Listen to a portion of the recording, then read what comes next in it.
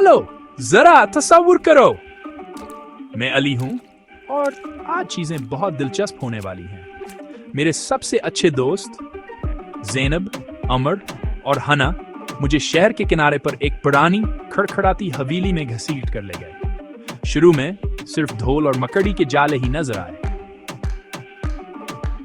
लेकिन फिर हमें वो मिल गया।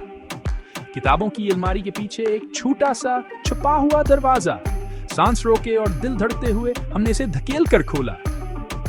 ब्रेक टाइम पॉइंट, हाम और धड़ाम। अचानक हम एक ऐसी दुनिया में हैं जो हमारे घर जैसी बिल्कुल नहीं है।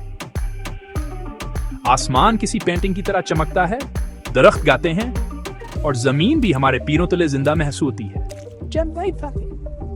ज़ीनब ने कौस कज़ाह के रंगों से बनी एक नदी देखी। अमर तैरते हुए लालटीनों के पीछे भागा और हना, इसने एक बात करने वाली गलहरी से दोस्ती करना शुरू कर दी। लेकिन अरे, सब कुछ धूप ही धूप नहीं है। हमारे पीछे वापसी का रास्ता बंद हो जाता है। हम इस चमकती दमकती नई दुनिया में फंस गए हैं।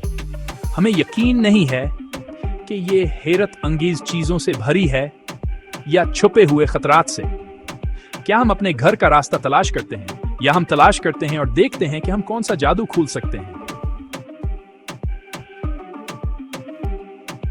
हर कदम एक नया एडवेंचर है। बड़े बड़े फूल, दोस्ताना राक्षस, हर मोड़ पर पहेलियां। हम एक दूसरे के साथ रहते हैं, अपनी गलतियों पर हिंसते हैं और एक दूसरे की मदद करते हैं, क्योंकि दोस्त ऐसा ही करते हैं।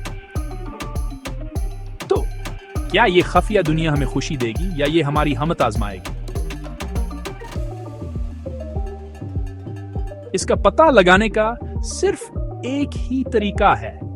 खफिया दरवाजे के पार इस सफर में मेरे और मेरे दोस्तों के साथ शामिल हों।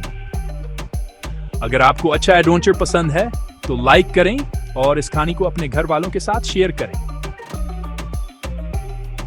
आइए देखते हैं कि दूसरी तरफ क्या इंतजार कर रहा है।